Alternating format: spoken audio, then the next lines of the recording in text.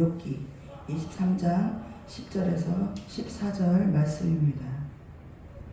제가 봉독해 올리겠습니다. 그러나 내가 가는 길을 그가 아시나니 그가 나를 단련하신 후에는 내가 순금같이 되어 나오리라.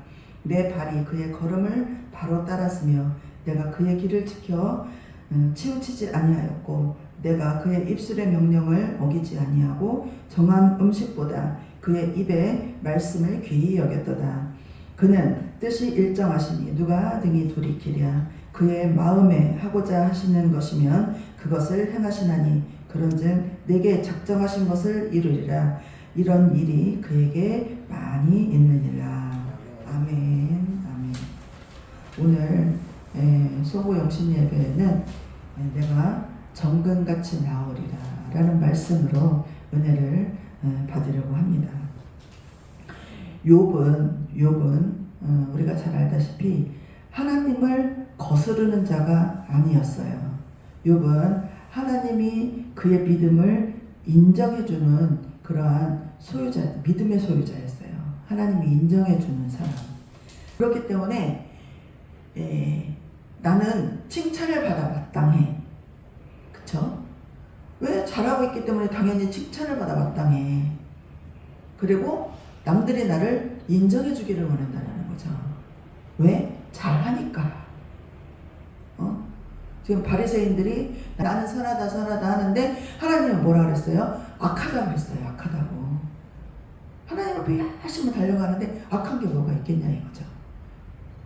근데 우리가 참 주의해야 되는 것은 뭐냐면 하나님을 바라보는 그 시선도 정말 잘 하나님과의 관계도 잘 맺어야 되겠지만 하나님이 이 땅에 우리를 보내시고 이 땅에서 살게 하신 거에서는요 그만한 이유가 있다는 거죠.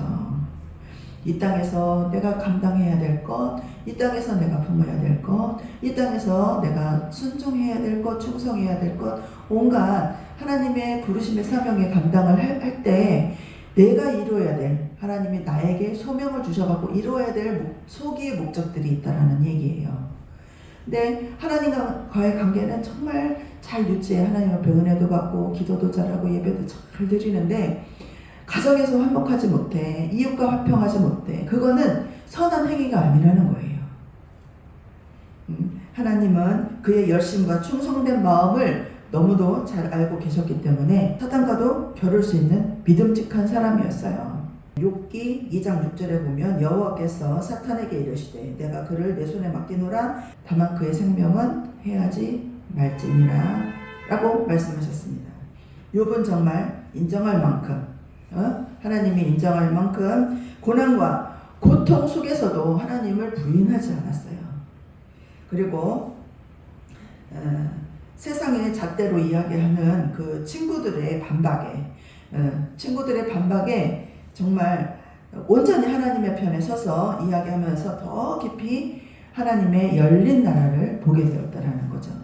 눈에 보이는 현상과 현실이 때때로 비난거리가 되고 조롱거리가 될 때가 있어요. 우리가 전도를 해보면 알잖아요. 우리는 영혼 구원의 목적이 있기 때문에 하나님의 말씀을 붙들고 나아가지만 세상 가운데서는 너 왜 그렇게 살아? 좀 적당히 살지. 그렇게 하나님이라는 이렇게 종교에 미쳐서 살아야 되겠냐라는 그런 말을 들어본 적이 있어요. 꼭 그렇게까지 해야 되겠냐 할 정도로. 그런데 우리는 그걸로 만족할 수가 없잖아요. 그걸로 만족해서도 안 되고 눈에 보이는 현상과 현실이 때로는 비난과 조롱거리가 될 때도 있지만 한 걸음 더 나아가서 생각해보면 그 속에 그 깊은 가운데 숨겨진 일반적인 사람들의 눈에 보이지 않는 하나님의 비밀이 숨겨져 있다라는 이야기입니다. 그것은 보석이에요. 보석. 아는 자만이 캐낼 수 있고 본 자만이 그것을 발견할 수가 있는 거죠. 조금 더 기도하고 조금 더 인내하다 보면 우리를 향하신 하나님의 계획과 비전들을 볼 수가 있습니다. 그 방향을 찾아가고 목적을 이루어가는 과정 속에서 무엇이 참된 진리인지를 우리는 깨달아 가는 것입니다. 오늘의 말씀에 내가 가는 길을 그가 아시나니 그가 나를 단련하신 후에 내가 순금같이 되어 나아오리라. 내게 무엇이 부족한지를 너무나도 잘 알고 계시는 하나님, 그리고 무엇을 못하고 무엇을 감당하지 못하는지 잘 알고 계시는 하나님. 그래서 감당할 수 있을 만큼의 시험만 우리에게 주신다라고 말씀하시고 계십니다. 그 시험은요, 어려운 가운데 우리를 몰아넣어서 고통을 주고자 하는 것이 아니라 그 과정을 통하여서 우리가 단련되고 정금같이 나오게 하기 위해서 훈련하시는 거예요. 훈련. 우리가 고통 가운데 있는 것은 그 환경을 통해서 나를 단련하는 거예요.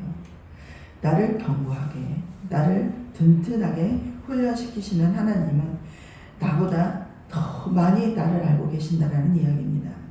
욥이 견뎌야 하는 고통은 실로 인간의 한계를 뛰어넘을 만큼의 고통이었어요. 그 많던 재산 다 잃어버렸죠. 마누라는 떠났죠. 자식들은 다 죽었죠. 종들도 그 많던 종들도 다 떠나갔죠. 몸에 이렇게 막 종기가 나가지고 막 벽돌로 막 득득 긁을 정도로 그렇게 심한 병에 걸렸죠. 이럴 게 뭐가 있냐고요. 어디까지 바닥을 쳐야 되냐 이거죠. 우리는 그 정도까지는 아니에요. 그죠? 하나님이 그 정도까지 내몰지 않아. 왜? 우리는 그 정도까지 내몰았다 죽었으니까. 그 정도까지 내몰면 우리를 견딜 수가 없어. 그렇기 때문에 내가 견딜 만큼 하나님은 이렇게 단련하신다라는 거예요. 훈련을 그 강도의 깊이까지 가신다라는 거죠. 예. 근데 또 한 가지는, 그런데 또 한 가지는 뭐냐면요. 욥이 그 고통을 감수를 하고 하나님 앞에 오히려 찬양을 하고 더 깊은 하나님을 만났을 때, 그가 정말 정금같이 나갔을 때 예전에 가졌던 재산보다 더 많이, 또 자식도 또 계속 낳아서 자식도 많아졌고 종도 더 많아졌고 모든 식구들이 회복이 되는 그 은혜는요, 예전보다 더 컸다라는 얘기예요. 그러면 나는 요만큼밖에 견딜 수가 없어 해서 그것을 견디고 나아가면은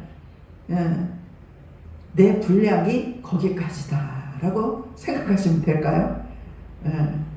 그러니까 내 고통의 깊이가 깊으면 깊을수록, 또 내 훈련의 강도가 크면 클수록 하나님이 나를 이렇게 정금같이 사용하시겠구나 라고 간절히 기도하면 하나님이 회복시켜 주실 것입니다. 우리가 고통을 받는 거는요, 고통이 고통으로 끝나지 않아요. 그것이 끝이라면 우리는 너무 불행한 자잖아요. 고통이 끝이 아닙니다.